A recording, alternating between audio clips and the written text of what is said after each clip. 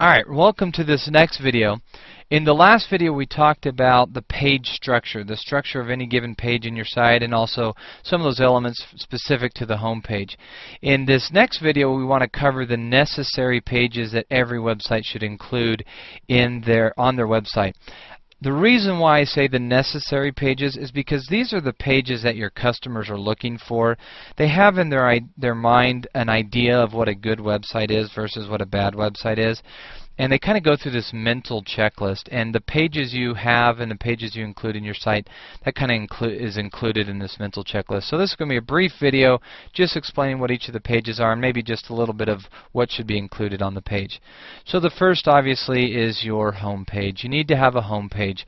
Now this is a common mistake a lot of website owners make, and that is if you think about what the purpose of your home page is, most people believe, well, it's to sell your product, and that's the wrong answer. The purpose of your home page is to sell a click. I'll say that again. The purpose of your home page is to sell a click. Think about it for a second. If you were walking down Rodeo Drive right now and you're looking in all the window displays and one of these window displays caught your eye, well, what's the purpose of that window display?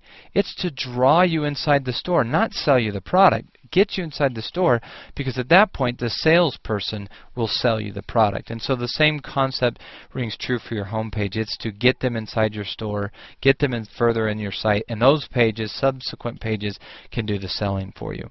The next page we want to have obviously is your products page, or your category products pages, as we designed in that when we talked about the hierarchy of a page.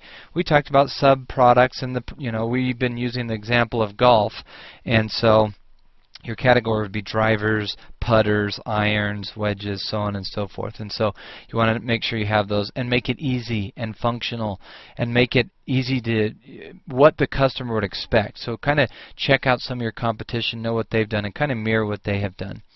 The About Us page. You need to have an About Us page. Now the purpose of your About Us page simply is credibility. Don't talk about why you love the product. Don't talk about why you think this is the greatest product. No, it's about building credibility. You talk about why 10,000 customers have chosen your website over others.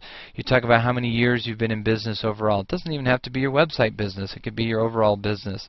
But again, we need to build credibility. Use your dropshipper's credibility if you have none. That's okay as well. Okay?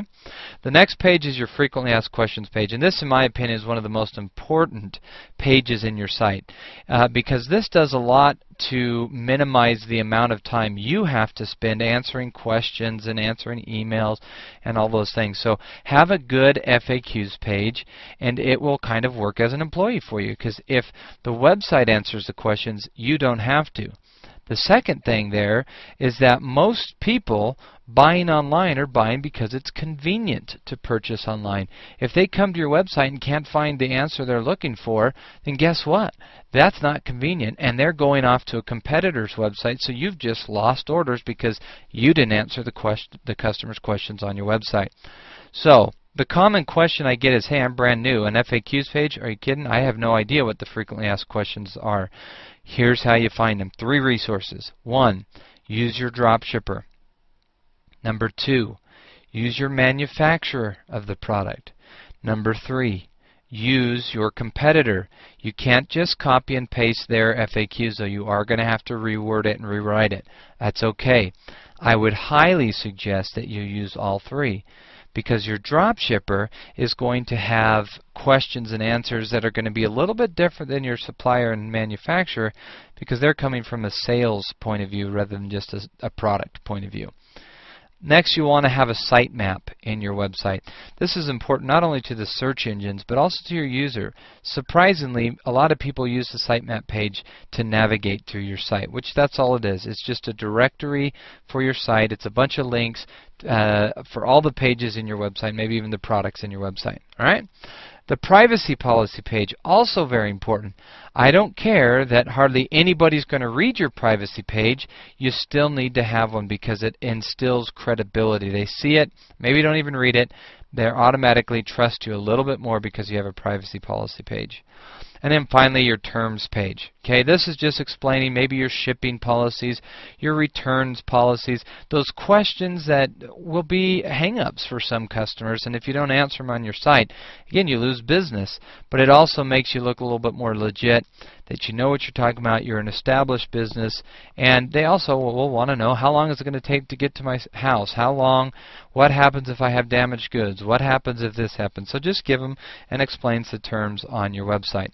So that's the list of the necessary pages that you have. I believe that's 7 different pages that you have to have on your website, and kind of what should be included on those. So you've got the page structure, you've got the pages you need to have.